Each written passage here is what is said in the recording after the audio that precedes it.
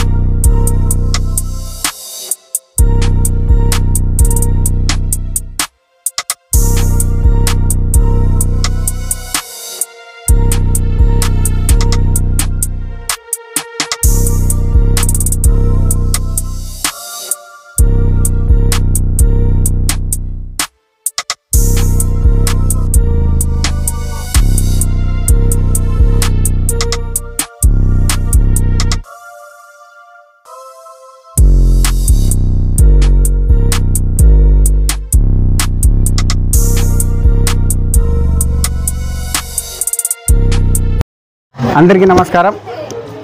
ఈరోజు mother Teresa పుట్టినరోజు సందర్భంగా ఇచ్చేసినటువంటి మన ఆర్టీసీ డిపో మేనేజర్ సార్ గారు మల్లికార్జున రెడ్డి గారికి మరియు వికాస్ విహార్ ప్రధాన ఉపాధ్యాయురాలు అయినటువంటి ఝాన్సీ రాణి మేడం గారికి మరియు సార్ గారికి ప్రత్యేక ధన్యవాదాలు తెలుపుకుంటున్నాను.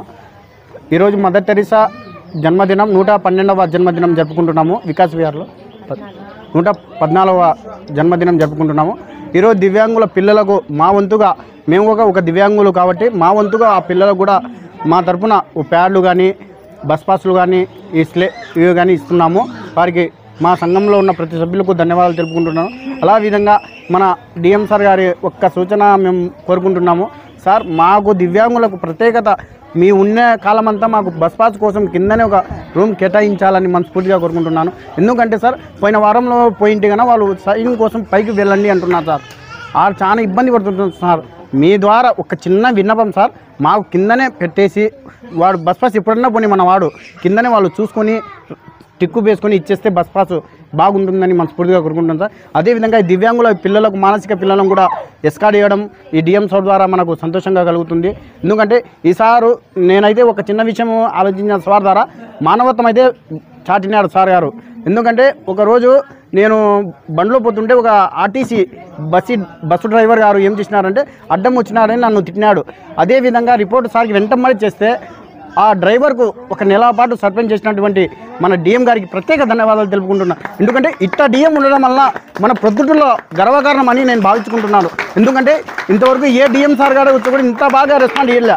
దివ్యాంగుల పట్ల అంత శ్రద్ధ వహిస్తున్నారంటే ఆ డిఎం సార్ మల్లికార్జున రెడ్డి గారికి ప్రత్యేక ధన్యవాదాలు తెలుపుకుంటున్నాం. అదేవిధంగా మా దివ్యాంగుల తరఫున కూడా కోరుకుంటున్నాం సార్, ఇది ఒక్కటి మీరు సహకరిస్తే మీరున్న కాలం అంతా మా దివ్యాంగులకు తోడుంటే ఇదే మనకు వరం సార్. ఓకే, అందరికీ నమస్కారం.